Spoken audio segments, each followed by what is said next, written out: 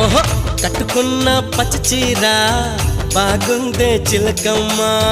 ముట్టుకుంటే కట్టు జారి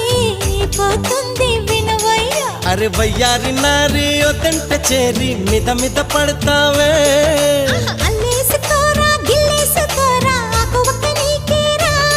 కొంటె ఉప్పు సరి కొంగు సైక మరి ఈ అల్లరి హద్దులు దాటకే బుల్మా సత్యభామ సంగతంటమ్మా వేళ కాని వేళల్లోన పిలుపులేంటమ్మా